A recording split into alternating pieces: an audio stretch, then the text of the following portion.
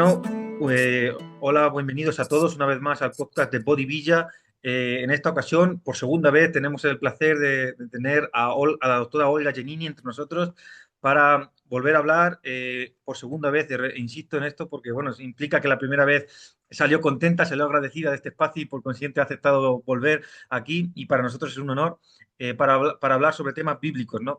Estamos concitados para tener un coloquio bíblico, el cual ha sido titulado por la propia doctora Giannini como mm,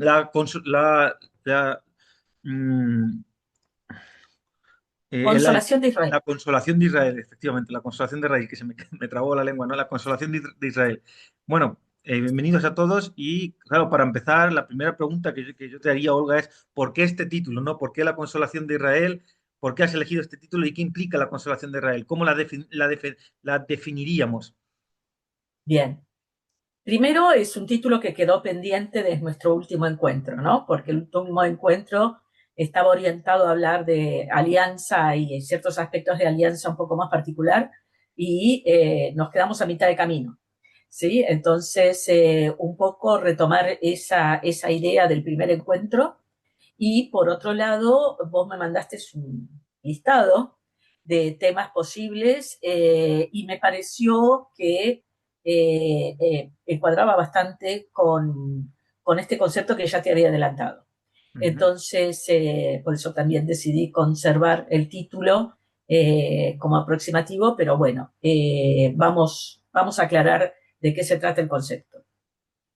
Primer punto, la consolación de Israel es un concepto netamente bíblico que está básicamente asociado al concepto de alianza. ¿Cómo está asociado al concepto de alianza? Está asociado al concepto de alianza de la siguiente forma. En la alianza hay una dinámica inherente a la alianza, digamos, la alianza mosaica, vamos a poner como ejemplo, pero sirve para todo esquema o pasaje donde en el fondo se esté asociado o esté viviendo la alianza. Eh, la alianza tal cual está en el libro de Deuteronomio, al final del libro de Deuteronomio, que es la alianza mosaica básicamente, ese esquema de alianza tiene una dinámica. Ahora, esa dinámica normalmente está asociada con los tratados de Antiguo Oriente Medio, ¿sí? Se trata la estructura de la alianza bíblica como si fuera un tratado internacional de Antiguo Oriente Medio. Hasta ahí no hay problema. Todo tratado de Antiguo Oriente Medio, para los que no sepan, tiene una estructura bastante fija que corresponde a una introducción histórica, un núcleo central que explica por qué se firma ese tratado. Después normalmente hay la exigencia, y ahí va a depender si aparece o no juramentos de lealtad, en los cuales se pone a los dioses de garantes. Y por último, es típico que aparezca la lista de las bendiciones y de las maldiciones asociadas a ese tratado, ¿sí? De los cuales los garantes son los dioses que son garantes de ese tratado. Esa es la estructura básica de todo tratado de alianza, perdón, no tratado de alianza, todo tratado en Antiguo Oriente. El tema es que en la Biblia no hay un tratado como el que normalmente se le asigna a la Biblia, los historiadores, incluso los biblistas, sobre todo por esta mirada que tiene el judaísmo actual de considerar la trascendencia divina como algo que establece una relación entre Dios y su pueblo de sometimiento, de obediencia. Es decir, para el Israel actual, el pensamiento rabínico, que es el que triunfó, la relación con Dios es la de obediencia y sometimiento. Esa relación con Dios que de obediencia y sometimiento, que se proyecta en la teología que surja de la alianza, no es la que está reflejada en la Biblia. Esa es una lectura que hace Israel. ¿Por qué digo lo siguiente? Porque hay que estar muy atentos porque en la Biblia no hay, a ver, la lectura que hace Israel corresponde a un tipo de tratado del Antiguo Oriente que se lo considera o se lo llama tratado de vasallaje. Es un tratado de eh, muy dispar entre el que impone las condiciones y justamente los vasallos que se ven obligados a cumplir las condiciones de ese tratado. Normalmente ese esquema de tratado está puesto en un contexto de un dios guerrero o un pueblo que tiene una ideología de conquistador. Y por lo tanto, cuando conquista un nuevo territorio, somete a los vasallos a una serie de imposiciones y esos vasallos tienen que sí o sí obedecer. No tienen la posibilidad de discutir esas condiciones, ¿sí? Entonces, ese esquema, que es el que se quiere aplicar a la Biblia, que corresponde, repito, a un tipo de tratado de vasallaje, no es el que está en la Biblia, sino que es una lectura que hace Israel y es una lectura teológica que lamentablemente no se discute. Porque en la Biblia lo que hay es un tratado de alianza y una alianza no es un vasallaje. Entonces, el tratado de alianza que está en la Biblia, sorprendentemente, primero que está en la Torá, con lo cual estamos hablando del núcleo teológico de, el yavismo. Por segundo, está al final del libro de Deuteronomio,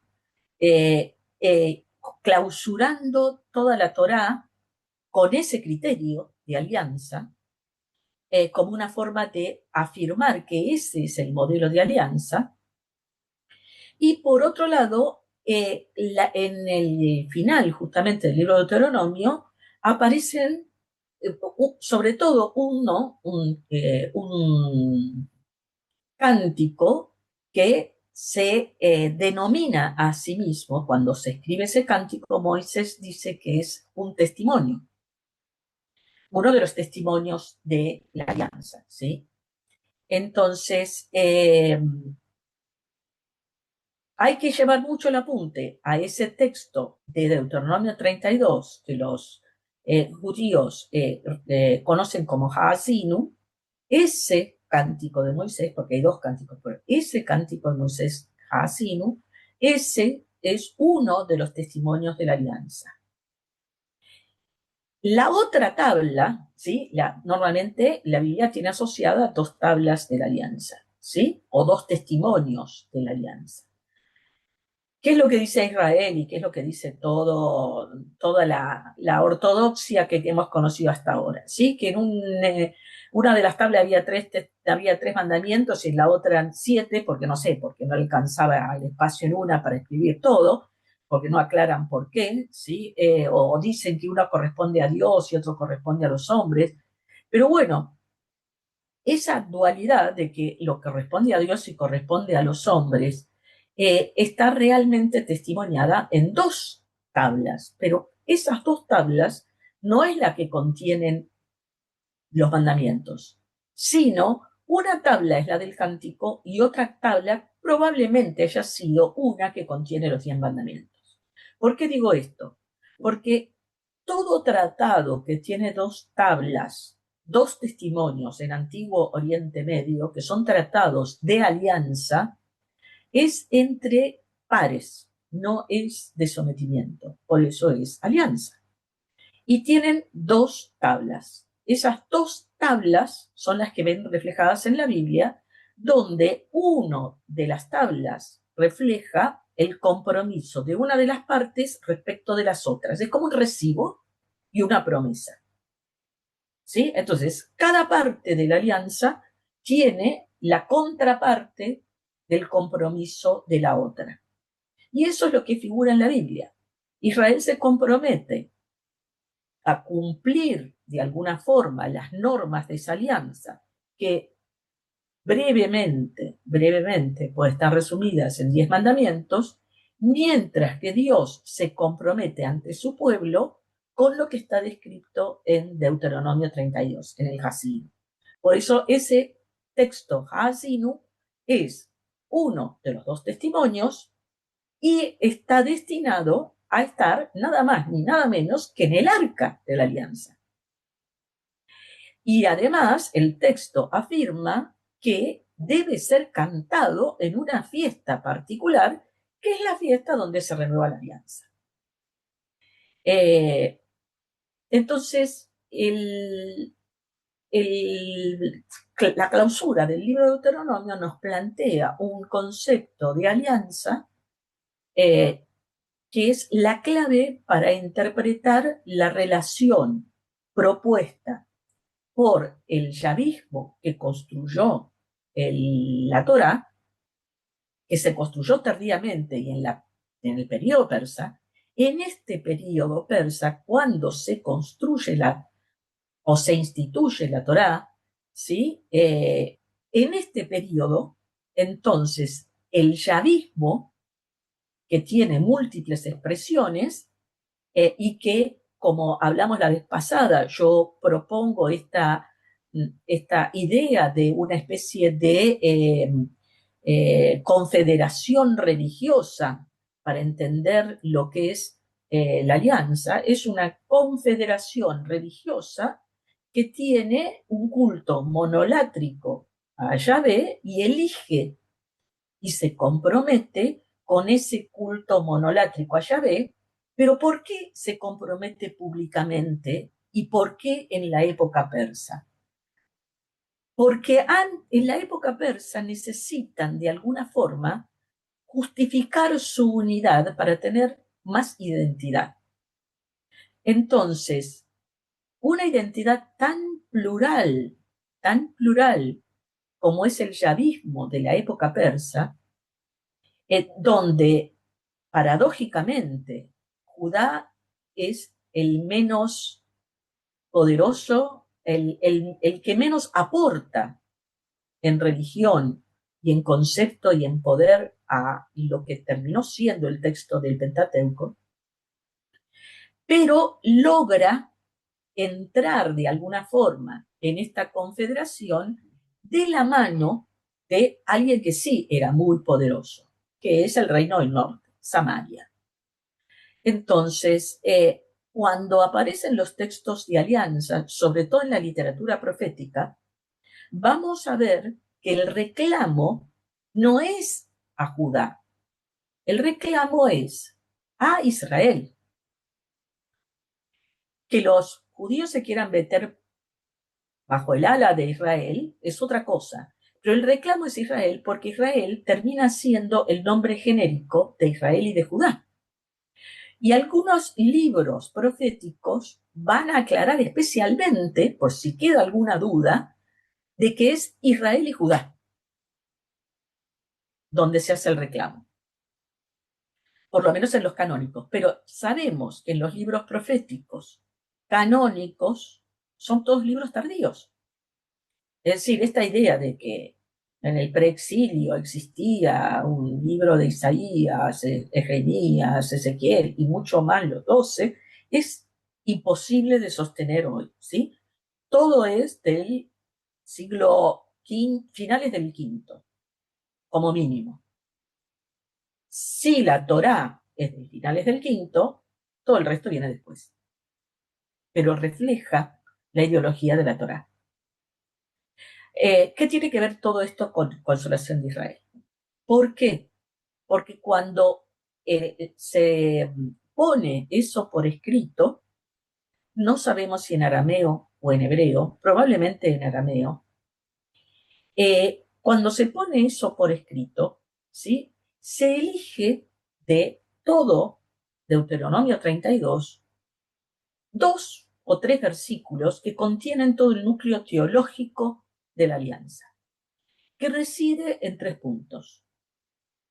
llegado el momento que Dios decida, Dios va a juzgar a su pueblo, va a restaurar, salvar en el último aliento a sus siervos y restaurarles la vida, los bienes y todo, que es parte de las bendiciones, y destruir a sus enemigos, aniquilarlos, que es parte de las maldiciones.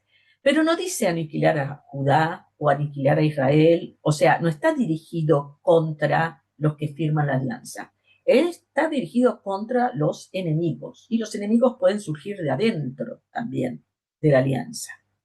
¿Sí? Entonces, las categorías que se usan para las bendiciones son los siervos, para las maldiciones son los enemigos. Y entonces, la categoría que termina triunfando no es la de obediencia, sino la de fidelidad a Yahvé.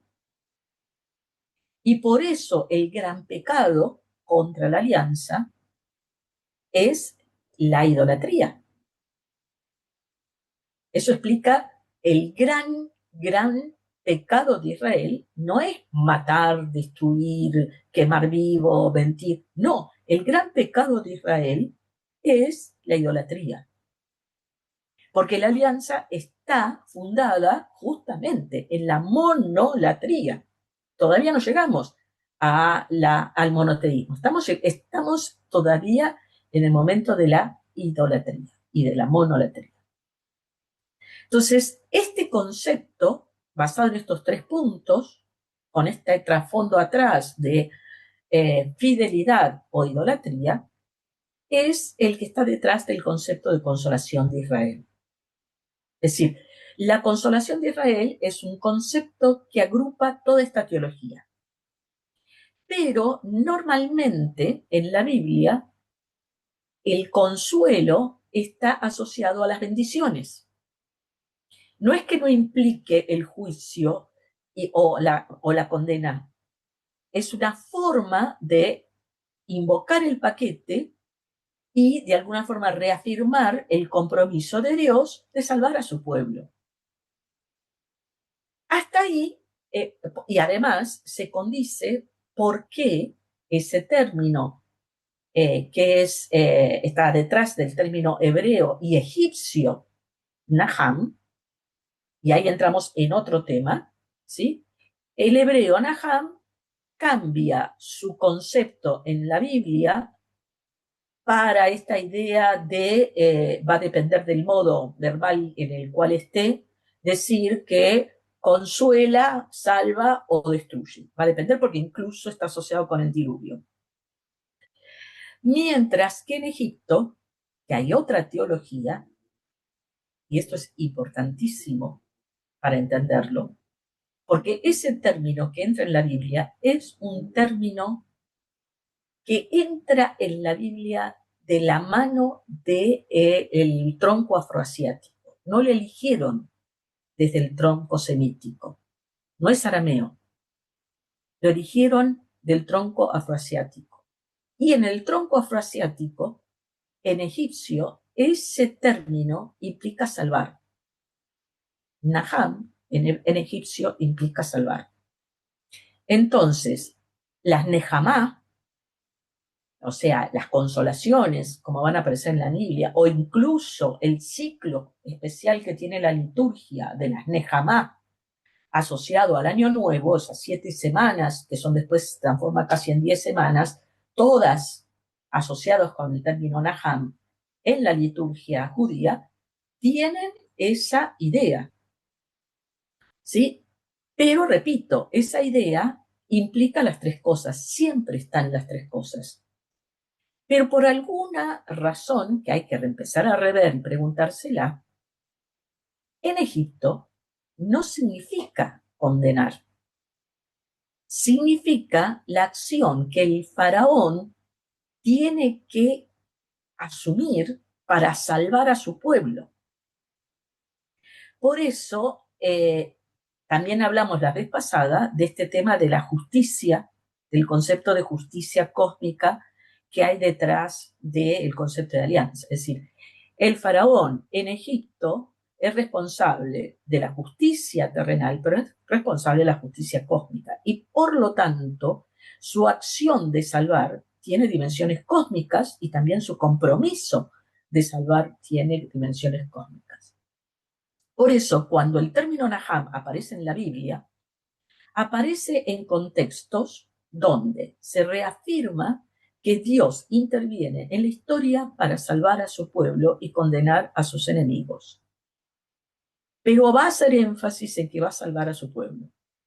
Y normalmente detrás de esta idea de salvar a su pueblo está el famoso concepto de el resto de Israel. Es decir, en el camino quedan unos cuantos.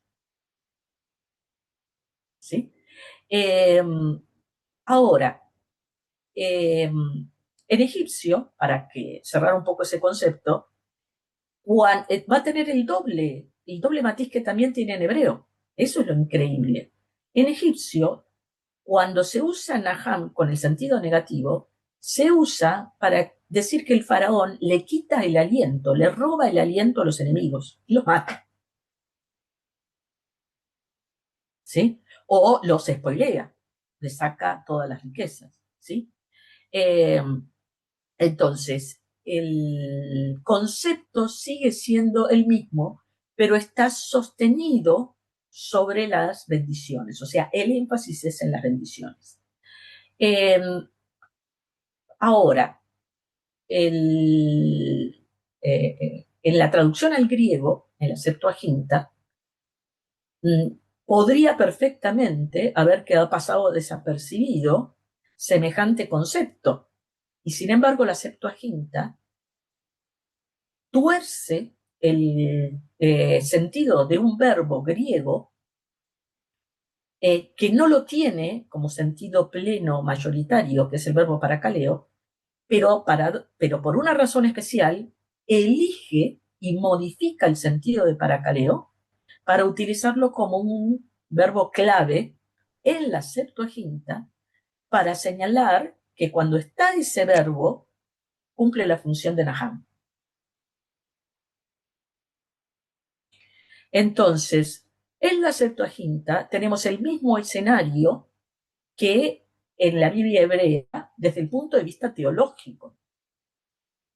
Ahora, tanto en la Septuaginta como en la Biblia hebrea, sucede que hay ciertos pasajes donde Dios viene ya viene caliente, por decir, viene ya bastante enojado y viene con la espada a desaparecer todo, desde el diluvio hasta ciertos pasajes, por ejemplo, al final del libro de Samuel o en Jueces también, al comienzo del libro de Jueces, Dios está que arde.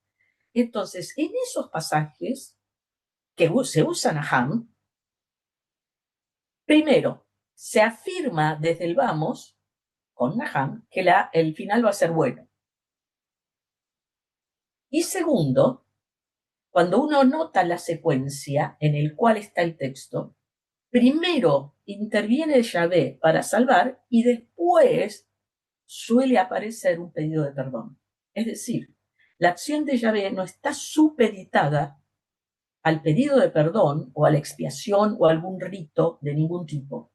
Es una intervención unilateral por el compromiso que él tiene asumido con la alianza. Esta es la brevísima introducción al concepto de consolación de Israel. Entonces, cuando en Israel se revela, hay que siempre tener en la mente Hazin, el cántico.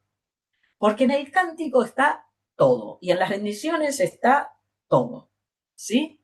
O en las maldiciones de Moisés, esos 3 capítulos, del 32 hasta el final, son 3 capítulos finales de la Torá y del libro de Deuteronomio. Esos 3 capítulos finales tienen el núcleo de la consolación de Israel, el concepto de alianza, y de ahí para adelante se reparte por los libros proféticos, por los libros históricos. Los sapienciales quedan un poco relegados porque no están comprometidos con la historia, al revés, van por otro lado. Pero todo lo que tenga que ver con la identidad del yavismo esos libros que son yavistas tienen este trasfondo. En el mismo cántico, Moisés escribe, ¿sí? Escrito por Moisés, dictado por Dios, hay una parte donde Dios amenaza a su pueblo de que lo va a destruir antes del núcleo teológico. O sea, cuando está enunciando el contexto en el cual se va a firmar la alianza, que es el núcleo histórico, no el teológico, primero viene el histórico, después viene el teológico. En el núcleo histórico, ¿sí? Yahvé dice y afirma que va a destruir incluso a su pueblo, porque está enojado. ¿Por qué? Porque lo traicionaron, porque hicieron de todo. Son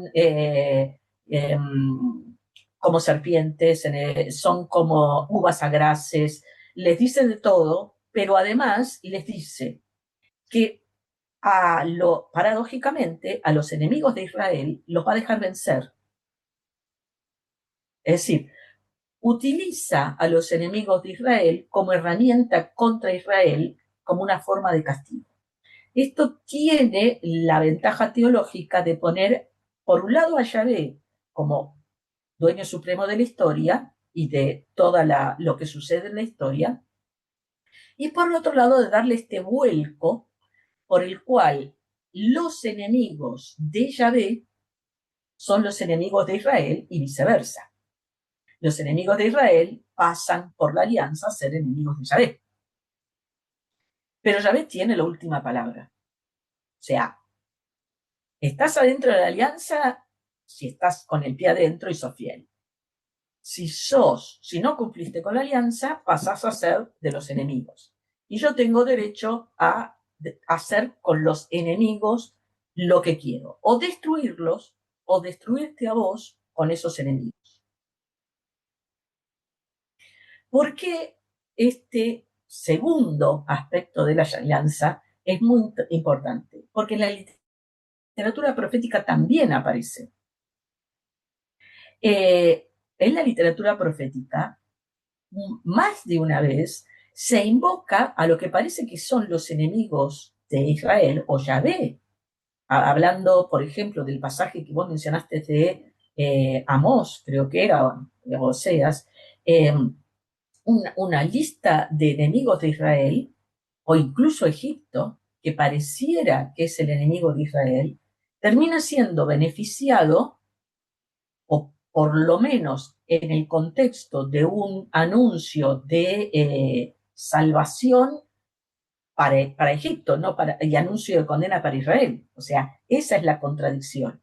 Pero no es una contradicción cuando uno tiene en mente que es la dinámica de la alianza.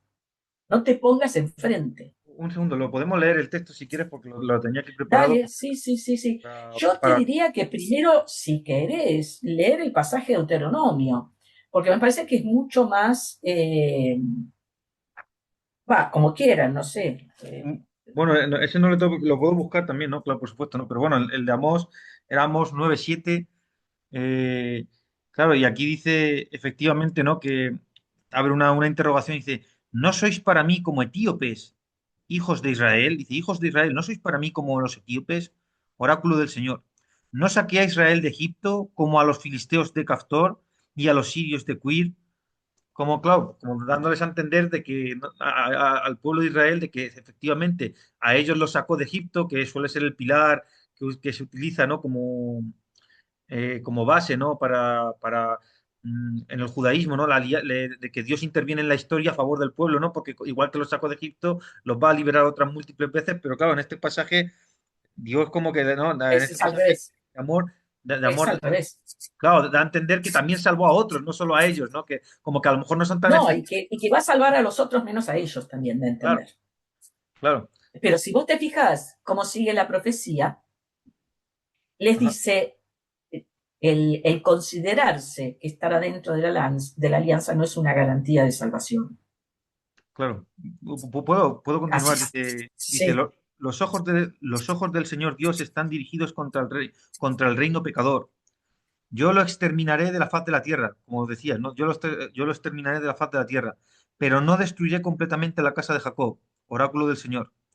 Daré orden de zarandear a la casa de Israel entre las naciones, como se zarandea una criba, sin que caiga a tierra ni una piedrecilla. A espada perecerán todos los pecadores de mi pueblo, todos los que dicen, no nos tocará ni se nos acercará la desgracia a nosotros. Los que creen que están a Esta, salvo, es, a ellos también les llegará, ¿no? Claro. claro, creen que están a salvo, pero ¿a quién está dirigido ese mensaje? No es para decirles que en la alianza hay una contradicción. No, no, claro. Está dirigido a los que creen que por estar circuncidados Ya está todo, ¿no? tienen la garantía de la salvación. Ya está todo Es hecho, decir, claro. ¿entendés? Entonces, hay un conflicto entre la cosmovisión o el concepto de alianza que primó en el rabinato, que es la alianza de la sangre, que es la circuncisión como garantía de poder entrar a ese pueblo y ser el pueblo elegido, y por lo tanto exigir de Dios todos los beneficios de ser el pueblo elegido, o entender la alianza como una alianza universal a la cual se entra, no importa el origen de lo que sea, sino por fidelidad a Yahvé. Son dos esquemas distintos. De más está decir que el segundo esquema es el que está detrás de la alianza mosaica, no de la alianza abrámica. Una cuestión sobre ¿Sí? este tema, ¿no? Claro, una cuestión sobre este tema, porque es muy interesante, sin duda. Claro, el segundo modelo parece como recalcar más, ¿no? Que la pertenencia a la alianza se demuestra con los actos, ¿no? Con los actos, ¿no? Con el comportamiento, ¿no? Es decir, si uno peca, Exacto. por muy circuncidado que esté, le va a llegar también el castigo, ¿no? Como dice aquí, ¿no? Dice, para aquellos que piensen que no nos tocará a nosotros, no nos caerá la desgracia por pertenecer al pueblo, pues si eres pecador te va a caer igual, ¿no? No, pero Exactamente. dos preguntas me surgen sobre este tema, Perdón, ¿no? Gonzalo, Sí. ¿cuál es la cita bíblica, Amós? Amós, Amós 9:7, bueno, lo hemos leído desde el 7 hasta el 10, que era Amós 9:7-10, lo hemos leído completo al final, ¿no? Del 7 al 10. Gracias. Nada, nada. Dos cuestiones me suscita esto, ¿no? Una es, claro, para el nacionalismo judío, ¿no? Que el nacionalismo judío, ya hay vertientes nacionalistas judías en el propio texto bíblico, ¿no?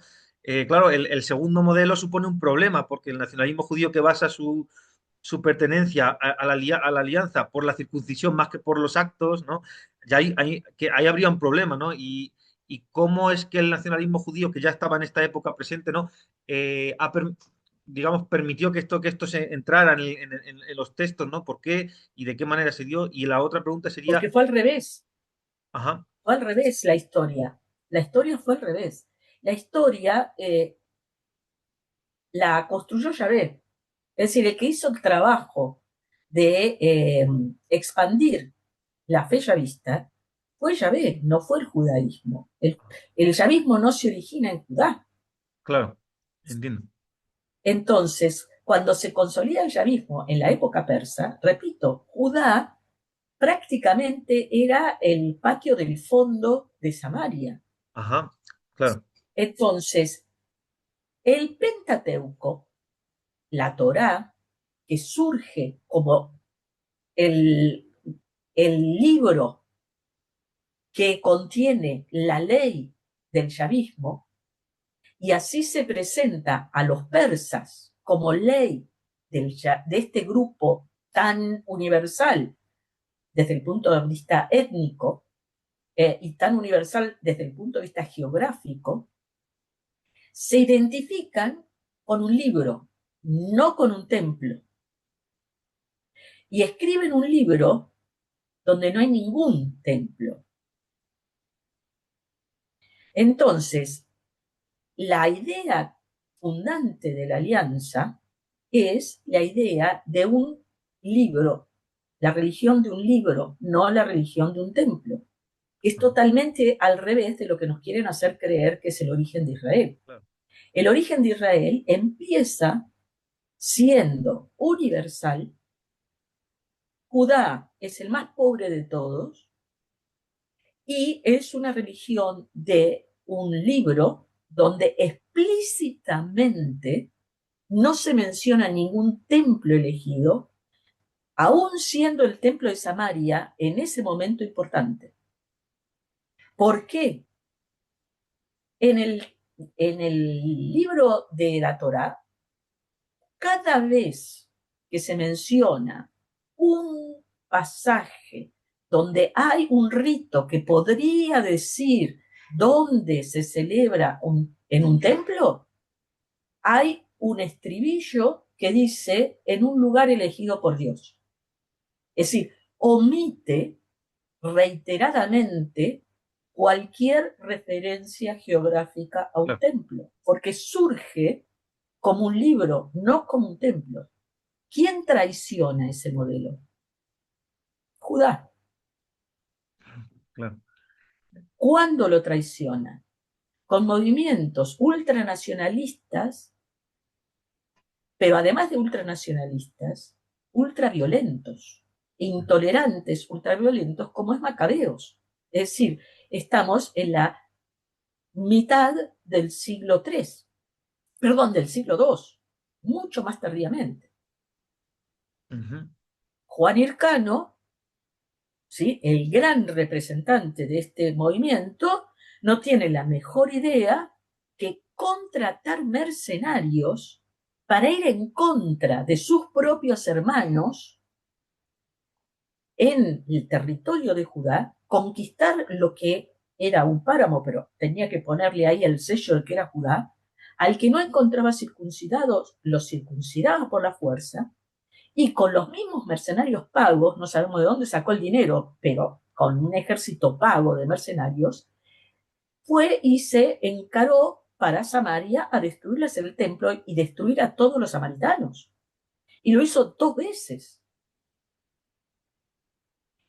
Entonces, detrás del nacionalismo judío intolerante, violento, está el reclamo de que el templo es el de ellos y ningún otro. La tierra es la de ellos y de ningún otro, pero además, típico razonamiento, lo mío es mío, pero lo tuyo es mío también. Claro. Claro. Entonces, y a partir de ahí quedó esa idea instalada en Jerusalén y en las élites más, si querés, poderosas de Jerusalén, tanto a nivel político, comercial, como religioso. Porque este es otro tema. En Jerusalén, o por lo menos en el periodo persa, hay algunos que dicen que era una provincia independiente. No queda tan claro cuán independiente era, pero sí tienen algo de independencia en la época macabea. Pero en la época macabea había sumo sacerdote, pero no había gobernador. Por eso Hircano tiene que ganarse el poder como se lo gana. ¿Y por qué el sumo sacerdocio estaba tan instalado? Porque otra vez es la religión la que le da sentido. No es un sistema feudal la alianza. No es una alianza entre feudos. Es un compromiso entre pueblos de distinto origen, pero con una fe común.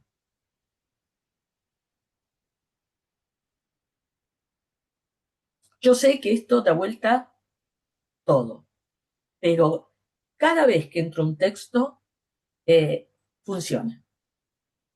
No, en cualquier caso, esto es maravilloso poder tener estos encuentros y que además luego se difundan públicamente para precisamente desmontar estas ideas que, bueno, que permean socialmente y y que no son Permean y justifican. Esto es lo peor, ¿no? bueno, Justifican una efectivamente, guerra santa, justifican una violencia, justifican lo que sea, ¿sí? claro. Es decir, que fue, ¿no? Que fue el nacionalismo de Judá el que hizo de lo universal lo particular, ¿no? Y Totalmente, claro, totalmente. Porque, por ejemplo, el nacionalismo de Samaria no fue guerrero. Cuando le destruyeron el templo, fue muy sabio. Dijo, no lo vamos a volver a construir.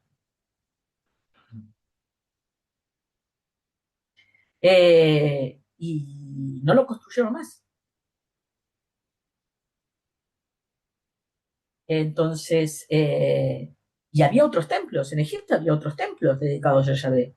Y había otros templos incluso probablemente en el sur de lo que hoy sería Israel, ¿sí? Más para el lado del Sinaí. Eh, Mucho antes de un templo de Jerusalén. El templo de Jerusalén arqueológicamente es el templo de Herodes. Nunca hubo templo antes que el de Herodes, arqueológicamente, está demostrado. Entonces, todo lo que está de la historiografía de Israel está construido a partir de la ideología de estos, no sé, ponerle sátrapas es poco porque los sátrapas eran buenitos al lado de esto, ¿no? Este grupo de judíos termina haciendo una historiografía de Israel, poniendo a Israel, que es del norte, como una especie de paraguas donde él se mete y se cuela. Entonces, toda la historiografía que figura en la Biblia, eh, en Jueces, Samuel, Reyes, Crónica, es toda una historiografía inventada a partir de esta ideología y probablemente en esta época o más tardíamente totalmente, probablemente. El ajá. problema es que todavía hay núcleos muy tradicionales en la exégesis bíblica que esperan encontrar datos históricos en los libros históricos. Claro, Ese es el muy, problema. muy interesante. La otra cuestión así que me surgía sobre este asunto era el que en estos dos modelos que hemos hablado, el basado en la circuncisión y el otro basado en, en el comportamiento, en los pecados, ¿no? En estas cosas, en estas cuestiones, claro, ya desde la óptica cristiana, cuando el cristiano va a leer el Antiguo Testamento, ve en el modelo no en el de la circuncisión, sino en el otro, en el basado en el comportamiento, si uno es justo o pecador, ve la ventana de proyección universal hacia luego lo que será después su religión, el cristianismo, que ya es otra cosa, tiene sus raíces aquí, pero ya es otra cosa, ¿no? Entonces el cristianismo cuando lee el Antiguo Testamento, busca sus raíces en este segundo modelo. Esto sería cierto, este segundo modelo se podría entender Hay como una mucho de proyección eso, hacia el cristianismo. pero hay otros motivos también. Ajá, ¿Qué es lo que pasa? Eh, para el Nuevo Testamento tiene una importancia crucial la traducción o la versión de la Septuaginta. Es decir, todo el Nuevo Testamento se basa en la tradición de la Septuaginta. ¿Por qué? Porque el cristianismo surge de un de un contexto judío, pero helénico, ajá, no de un judaísmo de Jerusalén. Y el judaísmo helénico tiene la Septuaginta como texto base, pero detrás de la Septuaginta hay una tradición de interpretación de los textos propia de la Septuaginta. Y por dónde fue traducida y por dónde se produjo esa tradición interpretativa, hay una vocación universal por el tipo de judaísmo que la produjo, que es el judaísmo de Alejandría.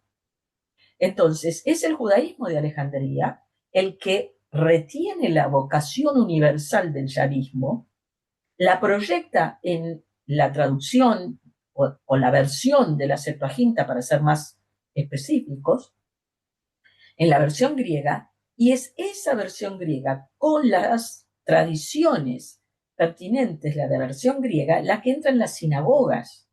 Es decir, el culto más extendido, el más conocido fuera de Jerusalén, no era el templo, eran las sinagogas leyendo en griego la Septuaginta. Y si la estás leyendo en griego, permíteme decir que la tradición entra por el texto, Claro. por el mismo texto, porque elegiste tal palabra y no elegiste otra, porque cambiaste tal versículo y lo modificaste del hebreo, porque agregaste tal texto y omitiste tal otro, porque metiste un libro para hacerlo y explicar lo que vos pensás, que es todo lo que hizo la Septuaginta. Entonces, en la Septuaginta queda muy claro que hay una vocación universal, ¿sí? Pero además queda muy claro que en esa vocación universal se sigue por ahí teniendo una preferencia por Jerusalén, pero no la garantía de que sin Jerusalén no existe, por ejemplo, escatología o no existe salvación. Es decir, cuando uno va al libro de Isaías, típicamente ya vista, ¿sí? Y el más copiado, el más extendido, incluso en Qumran, ese libro no necesita ni de mesianismo, no necesita templo, y Jerusalén está como, ¿cómo te diría? Bueno, ok, la ponemos en el centro, pero es Dios mismo, y hasta los eunucos lo van a servir en Jerusalén. Y él mismo, como una madre, va a estar cuidando a su pueblo. Entonces, y si te vas al comienzo del libro de Isaías, bueno, la diatriba contra el culto del templo no te queda ninguna duda que es un libro contra el sacerdocio del templo, el calendario del templo, las prácticas del templo, todo, ¿sí? Es un texto antitemplo. Bueno, entonces, claro, el judaísmo este de Alejandría realmente está retomando por lo que por otra parte sería el modelo original, que era el de tendencia, el de proyección universal, el que no había sido Exactamente, particularizado por los intereses nacionalistas de Judá. exactamente, exactamente. Dios se sale con la de él. Lo cual, No bueno, sé por qué, siempre se sale con la de él. claro, nos lleva a la conclusión de que claro, el cristianismo como una escena, como una religión posterior, ¿no? De algún modo es una continuación más pura que lo que sería el nacionalismo pasado por el filtro de Judá, que lo que ¿Y sería por qué Jesús tiene en preferencia a los samaritanos y no a los judíos? ¿Por qué claro, pone como ejemplo a los samaritanos y no a los judíos, Jesús? ¿Porque estaba ahí cerca y los tenía cerca y los conocía? No, es que conoce la historia. claro. Muy interesante esto, claro. Claro, el cristianismo como continuidad de un modelo más antiguo que no había pasado por el filtro del nacionalismo de Judá, claro. Interesante esto, claro. Totalmente. Y es más, los evangelios, los sinópticos van a dejarte muy en claro que a Jerusalén va a morir, Sí, sí, total. ¿sí? Y sabe que va a morir en Jerusalén, ¿sí? El rechazo viene de Jerusalén. Adriana creo que iba a comentar algo, por favor, Adriana, por favor. Sí, sí, quería hacerle una pregunta de todo lo que estuvo comentando Olga, tan interesante que, la verdad. Pero bueno, me quedó con el tema de la alianza, ¿no? La dinámica de la alianza, em, que en el libro del Deuteronomio entendí, quería preguntarte esto, como que hay una alianza, por lo menos la parte hebrea lo interpreta como de vasallaje, ¿no? Como de No, al revés. obediencia. No, justamente. Lo que hay en la Biblia, en Deuteronomio 32, es uno de los dos testimonios. Es un testimonio, es una alianza de paridad, Claro, claro, sí, perfecto. no de También lo he... vasallaje. em, pero Los que te conservaron interpreté el como que el concepto, pueblo, ¿eh? no, ¿Cómo? lo que pasa es lo siguiente, los que conservaron esta ideología de vasallaje son los de Sí, Judá, los de pero Judá, perfecto. no es el modelo con el No, cual se firmó, quedó escrito, perfecto, ¿entendés? claro. No, aparece exactamente, como vos decís, en Deuteronomio 32, ese tratado de paridad, ¿no? De Es uno de paridad, los dos testimonios del Tratado de Paridad. perfecto. Ahora, el de Judá, ¿cuál es el objetivo de tener, de buscar ese tratado de obediencia y sometimiento? ¿Por Porque es qué? una ideología, porque es una ideología que implica, primero, la preferencia de Judá, es decir, poner a Judá en el centro por encima de todas las tribus. Mm, ¿Ya? como pueblo elegido, digamos. Rompe, Mm, ¿eh? como pueblo Rompe elegido. como pueblo elegido, como templo elegido, como lugar elegido de Dios y excluyente de otros lugares. Mm, Esa es la ideología. mm, Segundo, lo que vino después, fundado en esa ideología, es sostener esa ideología por la violencia, porque es la única forma de sostenerla. claro, claro. Sí, sí. Ajá. Y la prueba está en la historia. Todavía hoy lo padecemos. Sí, claro. Mm, mm, Y Olga, a la luz, ¿no? A la luz de estos comentarios que vemos, ¿no? A la luz de este comentario, mm, donde hay un conflicto entre dos modelos, ¿no? Uno excluyente, nacionalista y otro más aperturista, que es, por otro lado, donde a través del judaísmo de Alejandría se proyecta después al cristianismo, ese modelo de tendencia Y en más. el samaritanismo también, ¿eh? Y el samaritanismo, ahí es, a la luz de ¿no? De esta interpretación es como tendríamos que leer aquel otro pasaje, ¿no? Que te pasaba, ¿no? De Lucas, Lucas 4 24 27 Pero y donde, está algo más, es más o menos lo mismo que vimos en Amós. Es claro, decir, Jesús está en su discurso inaugural, está hablando de el discurso inaugural de Jesús en Lucas, cuando en la sinagoga de Nazara agarra el libro de Isaías y dice, proclamo un año de gracia, o sea, proclamo un jubileo y esto está dicho de mí. ¿Sí? Cierra el rollo, los mira a los otros lo miran a él y comienza el problema. ¿Sí? Algunos lo aplauden y otros se van con la vena en el cuello. Los que se van con la vena en el cuello van y le dicen, ¿sabes qué? Hiciste milagros por todos lados. ¿Por qué no nos demostrás que vos sos Mesías y haces los milagros acá también? ¿Sí? Y Jesús le dice, claro, ningún profeta es querido en su tierra. O sea, por más que te haga milagros a vos, no me vas a aceptar porque te haga milagros a vos. ¿Sí? claro, Entonces, en contrapartida dice, cuando Dios quiso demostrar su poder, lo hizo con Tiro y Sidón, lo hizo con, si uno se ubica en Galilea, con los que están en el norte, que no tiene, ya estabas en el territorio de los gentiles, este es algo que hay que tener en cuenta, ¿sí? No está ni en Judá, no está en Samaria, está más allá todavía, está en el territorio de los gentiles. Ahí está Jesucito, empezando bien de abajo, ¿sí? En una sinagoga que probablemente fuera la casa de Pedro o no sabemos quién, pero ahí está Jesús, ¿sí? Y diciendo nada más y nada menos que él inaugura la historia, inaugura un nuevo periodo que es un jubileo. Ahora, en ese contexto, le piden, ok, ¿querés que te creamos? Demostralo. Así como se lo demostraste a otro, vení, chapea acá. Y otra vez Jesús le dice, ¿sabes qué?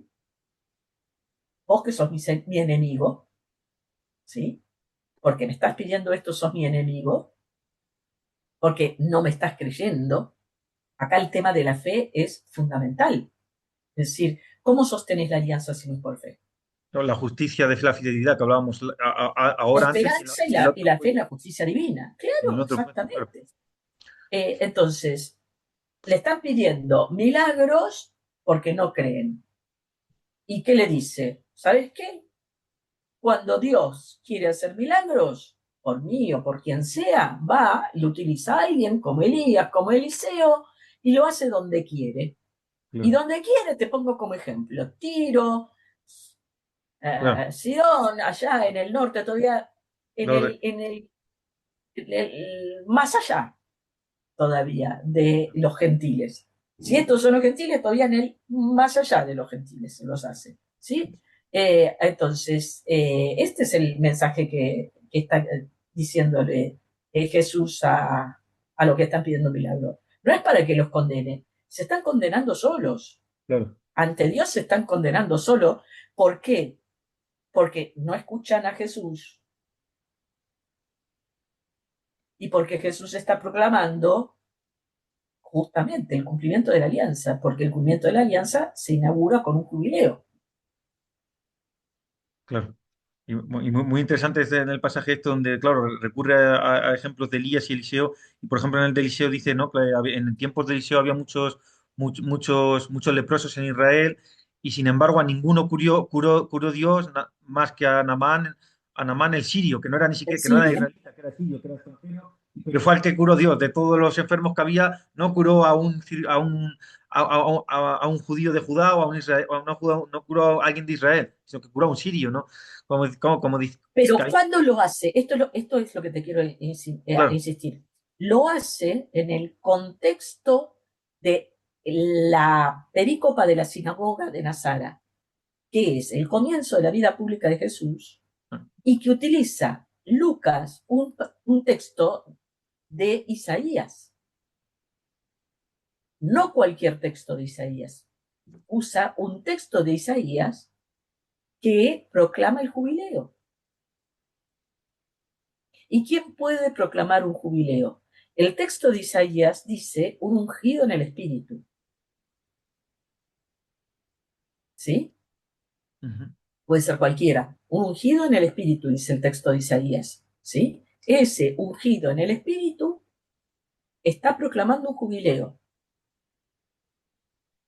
En ese contexto, que es, repito, el comienzo de un nuevo ciclo jubilar, con todo lo que implica el ciclo jubilar, con donación de deudas, perdón, de la devolución de las tierras a Dios, el perdón, digamos, la excarcelación, o sea, una amnistía política y la promesa de un nuevo ciclo de prosperidad, todo ese paquete es el que está proclamando en la sinagoga, pero él como ungido.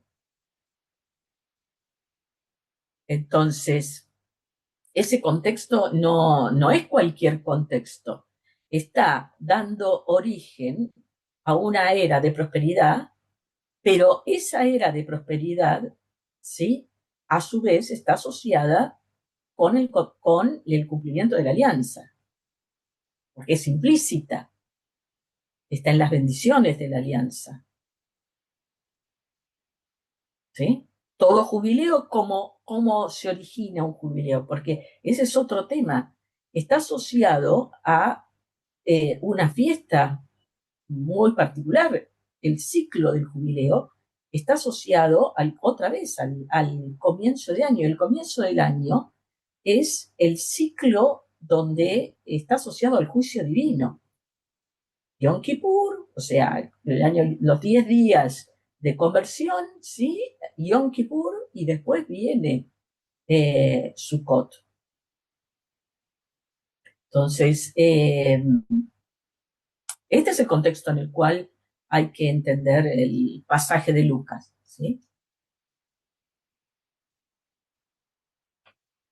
claro, claro, Adriana, no sé si te contesté. Sí, sí, no terminaba de entender por qué optaban un poco por ese tipo de modelo de tratado, eh, de vasallaje, en lugar de hacer un tratado, como vos decías, con dos testimonios, ¿no? Se inclinaban.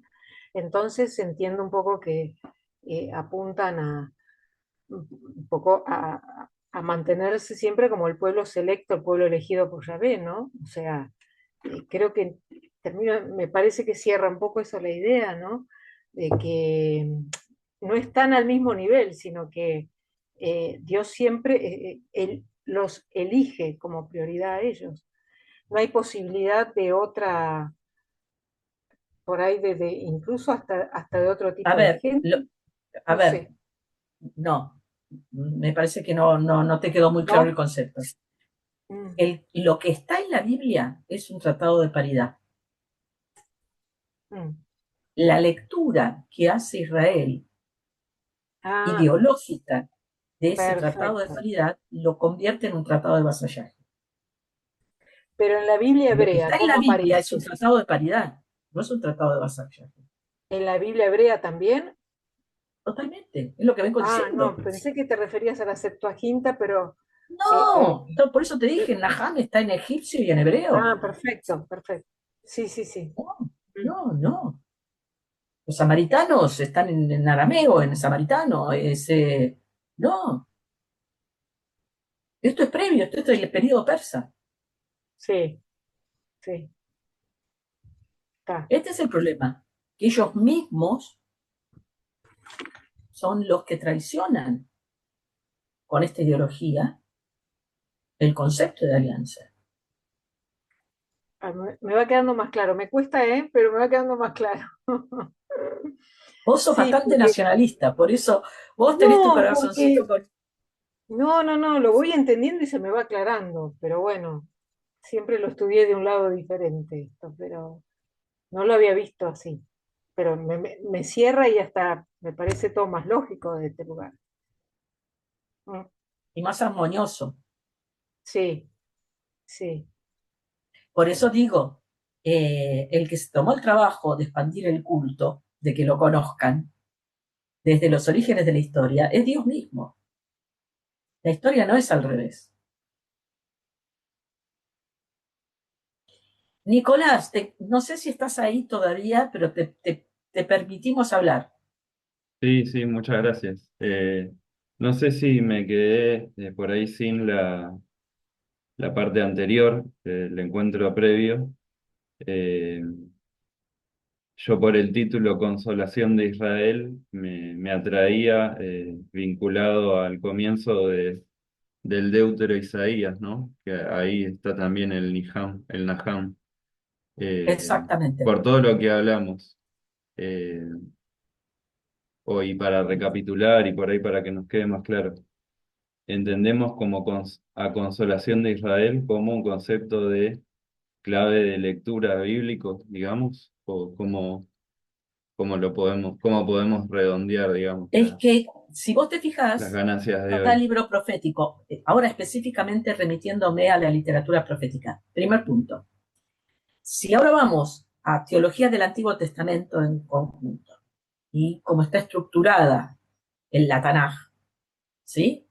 En la N, en los Nevi'im, hay un conflicto. Por un lado tenés la literatura profética y por otro lado tenés la literatura histórica, en esta división de la Tanaj, ¿sí? ¿Hasta ahí me seguís? Sí, sí, sí, sí, Bien, entonces, el haberlos puesto así, juntos, pero en oposición, ¿sí? Significa que hay una teología en la profecía y una teología en los libros históricos. No es la misma teología. En los libros proféticos, cada libro profético, y esto es interesantísimo, cada libro profético tiene su propia interpretación escatológica del cumplimiento de la alianza. Por eso, esas porciones que se conocen como el libro de la consolación, en Isaías, en Jeremías y en Ezequiel, los grandes profetas, pero que también aparece en el rollo de los 12, cada profeta tiene una mirada particular sobre lo que escatológicamente proyecta como consolación de Israel. Entonces, siempre hay una resolución positiva, pero la interpretación teológica que da cada profeta es muy interesante. ¿Por qué? Porque, por ejemplo, vos tomás el libro de la consolación de Israel de Isaías, cómo está estructurado. Empieza con Naham 2 veces y termina con Naham 3 veces. Uno en el capítulo 40 y otro en el 66. Esos 27 capítulos están llenos de Naham. Yo tengo un libro, si querés pues te lo paso. Ahora, el último versículo de Isaías es un versículo que anuncia la condena de los enemigos. Entonces se preguntan por qué tiene que terminar mal un libro que proclama consuelo y derrama consuelo por todos lados. Porque esa es la dinámica. La salvación está prometida para los que están adentro. Para los enemigos hay destrucción. Y así termina Isaías.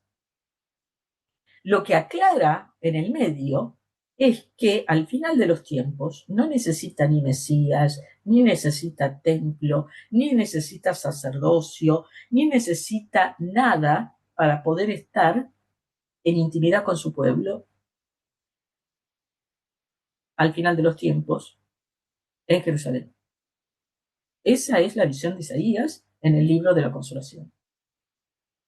Si vas a Jeremías, la cosa se pone un poquito más turbia, ¿sí? Ahí como en la balanza, digamos, palo y consuelo, ¿sí? No es tan pum para arriba como Isaías. Pero Jeremías es muy interesante porque Jeremías pone y repite que la consolación es para Israel y Judá, no es para Judá. Cada vez que habla de consolación dice Israel y Judá. Que quede bien claro que es para los dos, ¿sí? Como diciendo, es para todo el mundo, ¿sí? Si es para los dos, es para todo el mundo, esto es lo que quiero decir. En cambio, en Ezequiel, la cosa todavía es un poquito más retorcida. Y va en la onda que señala Gonzalo.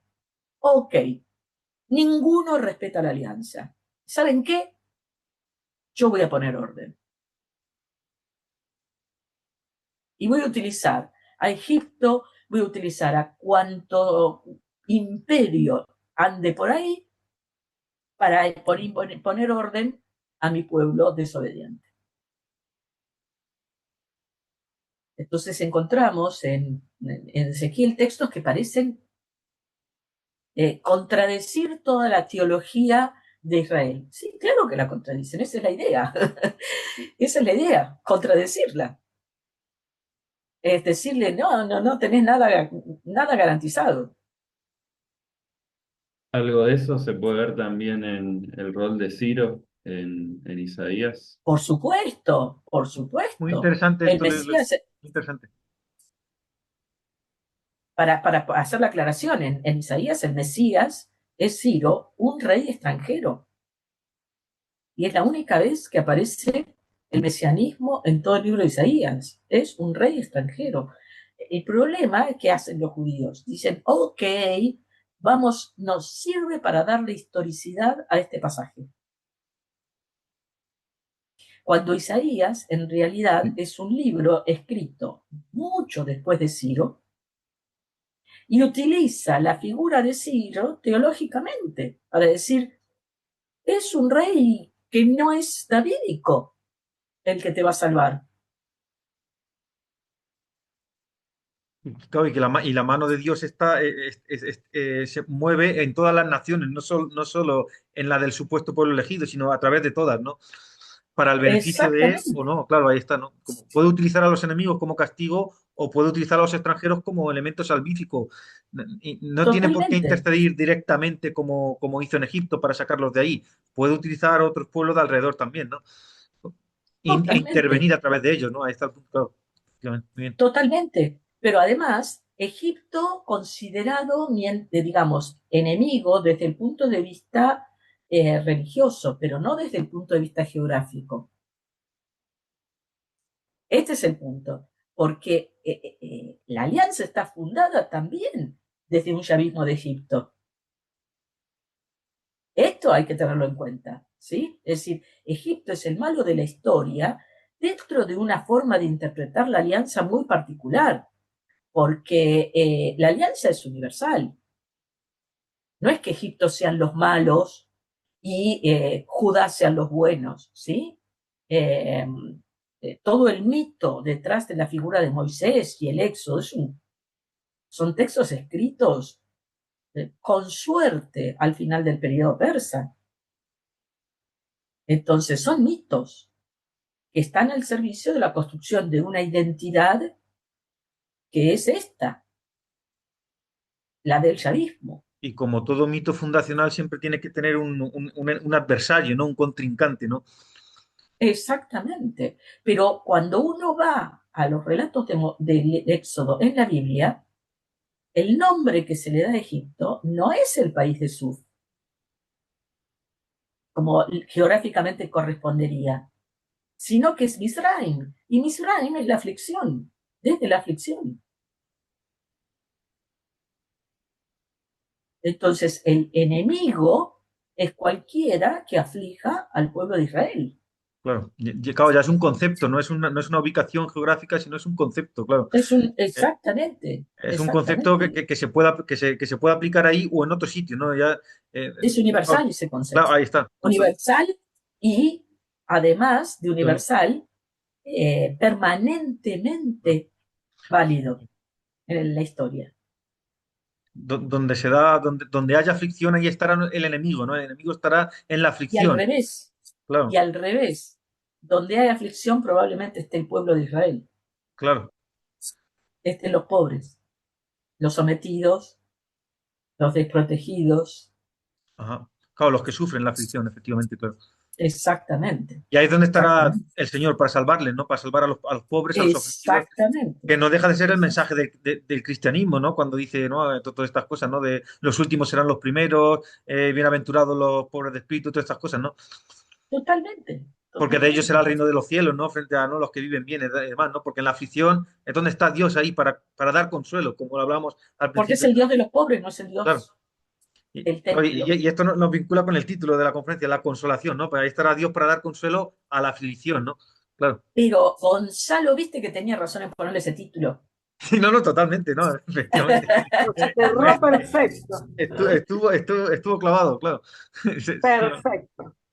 claro, efectivamente. Y entonces, claro, una vez más de nuevo aquí, la nueva religión del cristianismo también está siendo más purista que el filtro nacionalista por la que pasó. Igual que, igual que en los modelos de alianza anteriores, ¿no? Siempre hay traidores, ¿Cómo? siempre hay traidores a la Ah, alianza. sí, sí, sí, claro. Internamente, como decías antes, ¿no? También, sobre todo los enemigos Exactamente, internos, que son los peores siempre, ¿no? claro, exactamente, ¿sí? Ah, No somos el pueblo elegido, los católicos cristianos, ¿sí? claro, claro, entonces, claro, supongo que desde el punto de vista nacionalista es donde más interesa ver que aflicción no es un concepto, no es un concepto en abstracto, ¿no? No es un estado, no es una situación universal, donde quiera que se dé, desubicada, ¿no? Por así decir, ¿no? O potencialmente ubicada en todos sitios, sino una realidad geográfica concreta, en este caso Egipto, ¿no? Eso le interesa más al nacionalista, ¿no? De ver una realidad geográfica Y concreta, ¿no? además el hecho de Claro, que sea un mito claro, remite a un tiempo primordial. claro, claro, Como efectivamente. tiempo primordial, no Claro, necesariamente es el que está en el origen, sino claro, es la causa, claro, es el momento en que aparecen las causas, ¿sí? Así funciona un mito, claro, sí, ¿sí? efectivamente. Claro, Entonces, otra vez insisto, no es solamente universal desde el punto de vista geográfico, sino que es universal desde el punto de vista cronológico, es decir, es eterna. claro,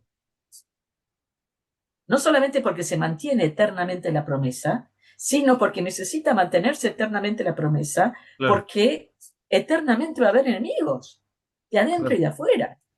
Y aflicción, ¿no? Y aflicción que Exactamente. necesite del consuelo divino para ser superada. ¿Cómo se superó aquella vez, ¿no? Claro, ese es totalmente. como el mito, ¿no? El mecanismo este, ¿no? De la actualización del mito, ¿no? Que un mito de in illo Es tempore, ¿no? En un mito que ocurrió en el pasado, pero que se va actualizando continuamente y demás, que todas permanentemente. las culturas tienen, ¿no? Bueno, Claro, por eso se necesita renovar la alianza. Y por claro. eso el cristianismo va a decir que hay una sola vez en la cual se renueva para siempre. Pero ojo, ojo, hay que entender que esa renovación de la alianza es en la encarnación, no en la muerte. Y ahí empezamos otro debate, otro debate, porque una cosa es la teología sacrificial, que es la que primó en algunos círculos ortodoxos del cristianismo, para entender la muerte como un sacrificio de Yom Kippur, y en realidad la gran alianza es en la carne de Cristo, es en la encarnación. Bueno, este debate a mí me parece muy interesante que se Próximo, pueda, ¿no? que Próximo se, debate, que se próxima pueda charla. tener, ¿no? Porque bueno, esto también es otra cuestión, como decías, ¿no? Lo que pasa es que, claro, esto ya no nos lleva a otra sesión realmente, porque A otro nivel, claro, a otro nivel. y a otra sesión donde también encontramos dos modelos justapuestos y en conflicto, ¿no? Y claro, claro.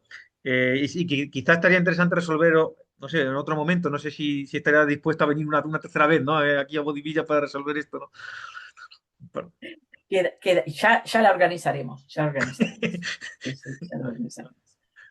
Bueno, no sé. Nicolás, no sé si te contesté. Sí, bárbaro, muchas gracias. Mencionaste un libro también. Al Después sí, pasar, pasame por WhatsApp, ¿viste? Te lo mando por WhatsApp. bueno, muchas gracias. De nada. Eh, Gonzalo, perdón, una pregunta. ¿Esto se puede volver a ver? ¿Queda grabado? Claro, ¿Queda subido? claro, está siendo grabado, de hecho. Así que se podrá volver a ver en cuanto podamos lo subimos, ¿no? En cuanto podamos lo subimos. Bueno, voy a pasar ahora por el chat el enlace al canal de YouTube de Bodivilla para que podáis ver el encuentro previo que tuvimos con Olga, sobre todo Nicolás que dijo que no lo pudo ver. Y también voy a pasar por el chat el enlace a la página web de Bodivilla, la plataforma, ¿no? La plataforma en sí, donde Ah, hay, bueno, las actividades que vamos ofreciendo y demás, ¿no? Además de los podcasts, hay, bueno, actividades diversas, ¿no? Donde ahora perfecto. en abril vamos a tener un taller de textos budistas en Toledo, en varias lenguas, sánscrito, pali y japonés, y luego, bueno, un curso de lengua gótica también. Ya, bueno, ya lo paso por ahí por el chat y ya, bueno, quien le interese, pues lo puede echar un vistazo o no, ¿no? Bueno, ahí lo dejo en el chat ahora, ¿no? Pero muchísimas gracias por la pregunta, por supuesto. Estamos para serviros, como diría. Gracias, gracias. Y bueno, antes de despedirnos, quería comentarte, Olga, una pregunta que a lo mejor se sale un poco del tema este de la consolación, pero a mí me parece interesante que la podamos así ver en persona, ¿no? Que es el tema este, ¿no? De la relación entre la longevidad y el pecado, ¿no? El pecado, cómo el pecado, cierto, claro, cómo el pecado vos me puede... habías hecho Claro, esa pregunta. no, bueno, es que lo hablamos, no es la primera vez que lo hemos hablado por el WhatsApp, ¿no? Pero ya que estamos en persona, pues puede ser interesante verlo. Aquí no hace falta dedicar mucho tiempo, creo que con unos minutos estaría bien. Pero el tema este, ¿no? De que, claro, Mira, en el primer punto es que en la Torá hay unos pasajes, 4 versículos que aluden a ese tema, que es los pasajes previos al comienzo del diluvio. Ajá. ¿Sí? En Génesis 6, 1, 4, está el relato ese de los gigantes, los hijos de los hombres que se mezclan con las hijas, perdón, los hijos de Dios que se mezclan con las hijas de los hombres, que dan origen a los nefilim, y que entonces Dios se enoja y dice, no voy a dejar que el hombre viva más de 120 años. Eso es lo que básicamente dice esos 4 versículos. Repito, Génesis 6, 1, 4. Esos 4 versículos que están, no de casualidad, al comienzo, como en la introducción al tema del diluvio, ¿sí? Eh, Están muchísimo más elaborados en un tipo de literatura o en un libro muy conocido en el judaísmo y que es canónico en algunas iglesias ortodoxas, que es el libro de Enoch. Aparentemente había una tradición, como la refleja el libro de Enoch, que interpretaba que el origen del mal venía de una decadencia en la creación, y eso sí es un poco persa, ¿sí? Una decadencia de la perfección de la creación originaria, cuyo origen no está en el hombre, sino en los hijos de Dios. Es decir, hay un modelo alternativo al propuesto por Génesis 3 que pone de alguna forma el origen del mal moral en manos del hombre, mientras que el libro de Enoch y estos 4 versículos en especial remiten más a la idea de un orden cósmico que va, o un desorden cósmico que va incrementándose, pero no por culpa de los hombres, sino por culpa de los ángeles o de estos hijos de Dios, ¿sí? Todo ese núcleo está, repito, en el libro de Enoch. El libro de Enoch es un libro muy complejo porque tampoco es un libro homogéneo, ¿sí? Tiene varias partes, varios reflejos de varias tradiciones, escrito en varios momentos. Pero en lo que considera el más antiguo del libro de Enoch, ¿sí? Otra vez estamos más o menos en la mediados del siglo II antes de Cristo. Otra vez, siempre estamos más o menos por ahí. Siglo II antes de Cristo, comienzos o mediados del siglo XX. Ahora, si vos me preguntás a mí, o también te fijas, el libro de Enoch, cuando tratan de buscar los orígenes de dónde puede provenir esa tradición, lo asocian con un versículo de las bendiciones de Moisés. Lo asocian con Deuteronomio 33, 2, y donde habla justamente del dios de Param y del dios de Seir, que es la Transjordania, básicamente, y que es el sur de la Transjordania y digamos, lo que compete al norte del Sinaí, pero del lado de la Transjordania, que es una hipótesis que se está estudiando muchísimo cuando se estudian los orígenes del yavismo, porque es un territorio arqueológicamente muy poco conocido, pero que tiene un montón de elementos para poder haber sido un actor importantísimo en la construcción del yavismo.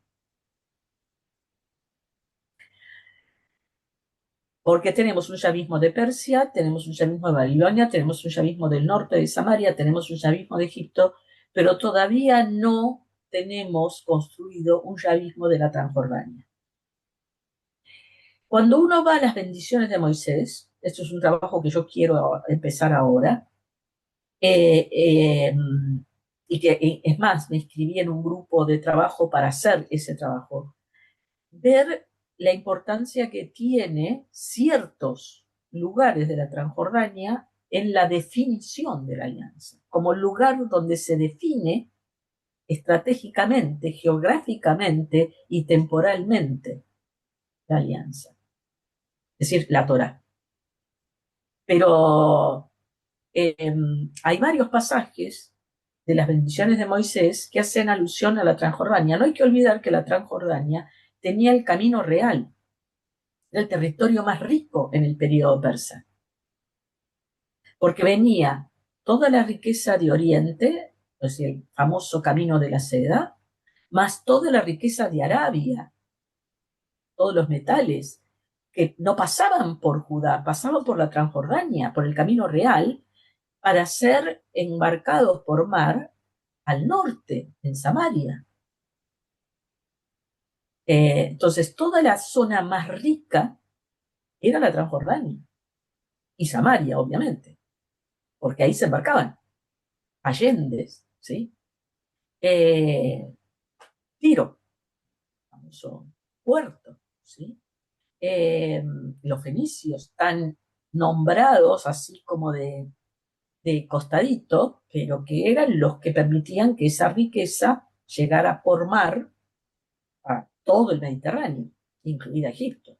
Les convenía más mandarla por mar desde el norte a Egipto que desde el sur, porque si no tenían que atravesar Arabia. Arabia sí tenía el Mar Rojo y punto, ya llegaban, pero después tenían que cruzar todo el desierto para poder llegar al Nilo, que era la zona habitable. Entonces, la riqueza pasaba por la Transjordania y indudablemente sabemos muy poco del aporte del yavismo de la Transjordania para la construcción de la Torá. Y eso hay que... Le pongo una fichita ahí, mira. Claro, muy bien, muy bien. Claro, mi interés sobre esto estaba porque, claro, en los textos más deístas de persas, ¿no? Ahí se hace una asociación se hace una asociación entre salud y, vitalidad y salud con hacer buenas obras y decir la verdad, y por otro lado, depresión y ausencia de vitalidad con decir mentiras y hacer malas obras, ¿no? Claro, pero no te olvides que el mazdeísmo está más focalizado en la praxis ética. Sí, sí, No tiene claro. tanto una cosmogonía atrás, porque la cosmogonía del mazdeísmo es dualista. Efectivamente, sí. Si bien te dicen que al final de los tiempos va a ganar Ahura Mazda, sí, va a ganar él, pero en la historia es dualista, Sí, sí, total. ¿sí? Entonces, es cierto que el mazdeísmo aportó mucho a la ética de algunos pasajes de la Torá. Incluso esta idea de, bueno, el diluvio también está en los textos persas, la idea de un Mesías también está en los textos persas, la idea del juicio final también está en los textos persas, ¿sí? Entonces, pero desde una mirada dualista centrada en la antropología. Eh, y desde ese punto de vista, la apocalíptica judía se ha hecho eco de esa mirada. Entonces uno encuentra esa mirada apocalíptica que es la lucha entre el bien y el mal a nivel cósmico y a nivel personal, eh, en prácticamente toda la apocalíptica judía. El tema que la apocalíptica judía no está en la Torá, salvo en esos 4 versículos que remiten a Enoch, porque Enoch es un libro apocalíptico, Efectivamente, sí, sí. netamente apocalíptico. Ahí está la lucha de los ángeles con los demonios, está el final de los tiempos, está todo Claro, explicado, el eso diluvio. sí es bastante más deísta en ese sentido, ¿no? Esa lucha, ¿no? La lucha entre ángeles y demonios, esa lucha continua, ¿no? A nivel, que en el Que es materialismo se bien plantea a nivel típicamente ético incluso. apocalíptica, Claro, no aparece en la Torá salvo en esos 4 versículos. claro. El resto de la Torá no es apocalíptica. Ajá. La apocalíptica va a triunfar, por ejemplo, en algunos sectores de la literatura profética, pero Claro. no ni siquiera en la histórica. Hay muy pocos pasajes de apocalíptica en los libros históricos. Claro, entiendo. O sea, que de haber alguna influencia estaría sobre todo en la apocalíptica, ¿no?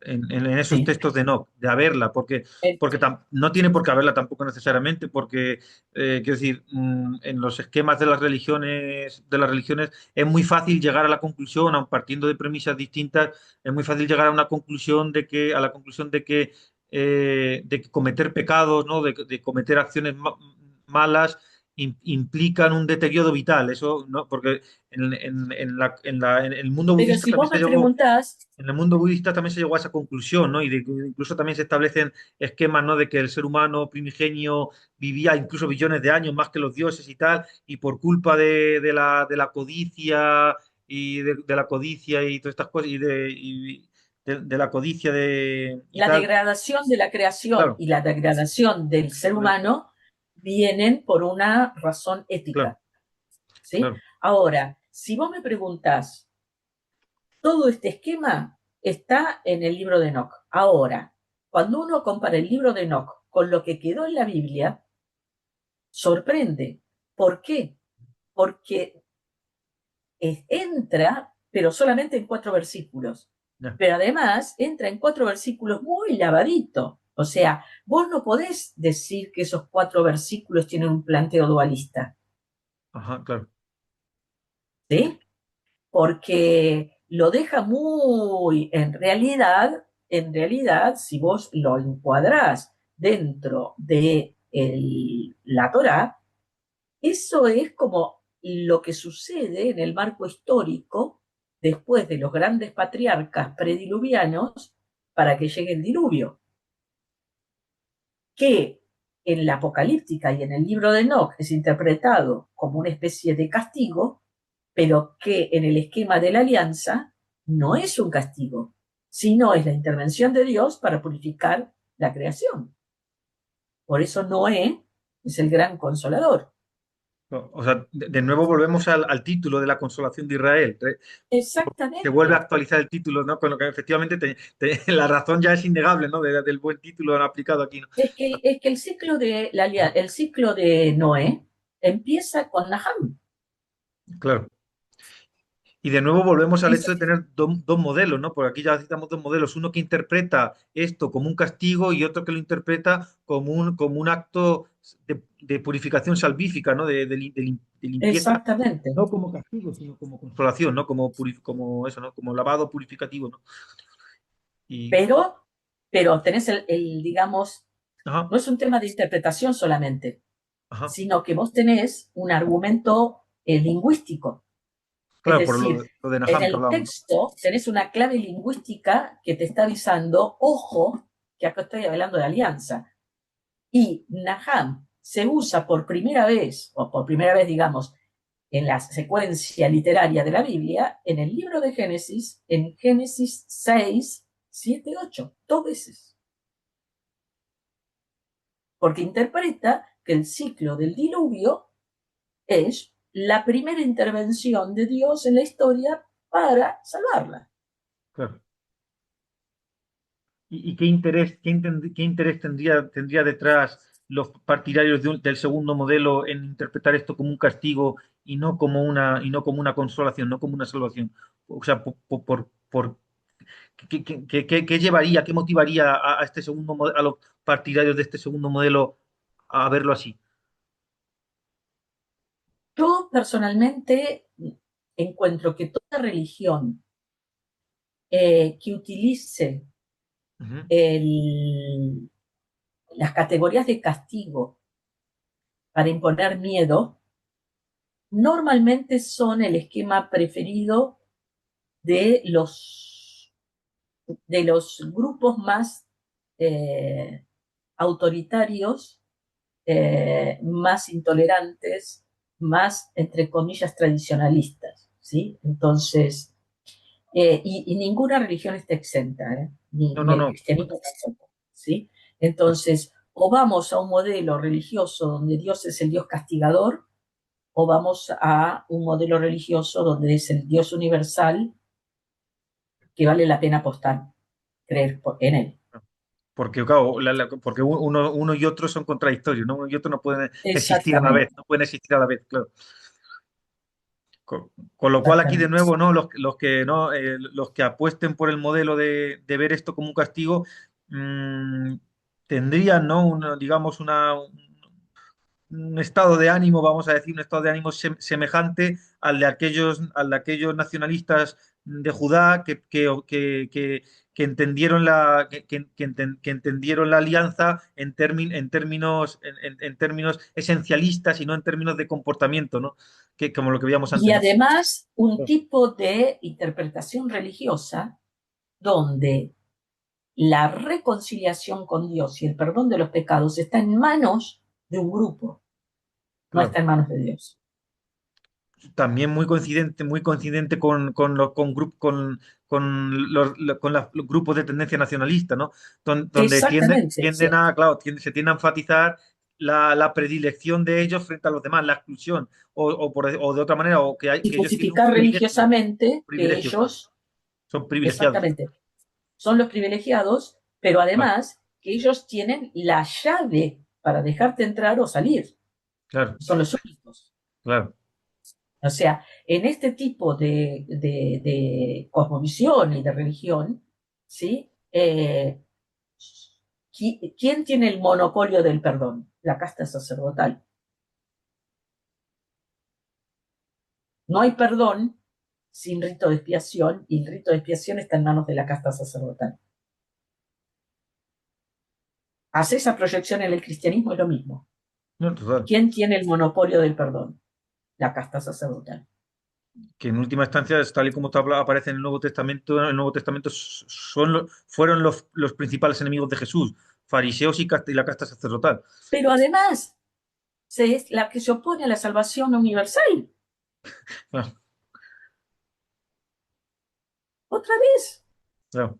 Es decir, aquí tenemos en toda la conversación que hemos tenido hoy de 1 hora y media, tenemos todo un hilo conductor, o dos hilos conductores, uno que vincula las posturas excluyentes y privilegiantes de un grupo sobre los demás, nacionalistas, ¿no? Sean unos u otros, ¿no? En la lectura de diversos textos, y otro hilo conductor que vincula todos los temas en favor de una proyección más inclusiva, por así decir, más inclusiva, más universalista, más altruista incluso, ¿no? Si uno quiere, y que pueden venir de un lado o de otro, pero las sensibilidades atraviesan todos estos dos hilos conductores, ¿no? Que hemos esgrimido, que han Uno es recorrido el toda la modelo de exposición. la gracia Claro, y otro es el modelo del pecado. claro, efectivamente. Claro. Uno apuesta por el castigo, otro por el perdón, ¿no? Por decir, ¿no? No, no por el perdón, porque el perdón va asociado con el castigo, por la gracia. Claro, bueno, La claro, gracia es gratis. claro, sí, La efectivamente. gracia Claro, es efectivamente. pura gracia. Claro, efectivamente. Sí, sí, totalmente. O sea, esta sería nuestra dualidad aquí sería esta, ¿no? Consolación frente a castigo, ¿no? Exactamente, O gracia exactamente, frente a pecado, ¿no? exactamente, Frente a juicio, ¿no? exactamente. O Una, gracia una salvación universal y gratuita o una salvación condicionada por el perdón de los pecados, Ajá, que a su vez efectivamente. está condicionada por la discrecionalidad de una casta sacerdotal. Efectivamente, claro. Y terminando, esto nos enlaza con el encuentro previo en el que hablábamos también entre dos modelos de justicia, que el retributivo es el que lleva al del juicio, al del castigo, porque es dar a cada uno lo que se merece, y si tú no te mereces, y si tú te mereces el castigo, te lo vamos a dar, porque la justicia radica en eso, mientras el otro modelo que hablábamos la otra vez era el modelo ¿no? de la justicia restaurativa, eh, basada en la fidelidad, ¿no? Es decir, que, bueno, hagas lo que hagas, en última instancia se te va a restaurar, ¿no? Se te va a restaurar tu Y que, integridad. y que todo el destino de la creación está orientado a eso, Sí, no a la total, destrucción, sino a la restauración. Es decir, claro, el modelo escatológico es un modelo restaurativo. ¿Sí? claro, Al final de la creación, ¿sí? Va a triunfar la creación restaurada, no la creación destruida. efectivamente, claro. Muy bien, pues con estas conclusiones podemos cerrar aquí, porque creo que no hay mejor cierre que este, ¿no? Donde hemos cerrado, hemos vinculado ¿no? Toda esta hora, la hemos reflexionado, atravesándola por ahí los conductores, incluso incorporando el vídeo anterior a estas conclusiones, el encuentro anterior. Creo que no hay mejor cierre que este, y desde luego no había mejor título que el que elegiste, Olga, desde luego.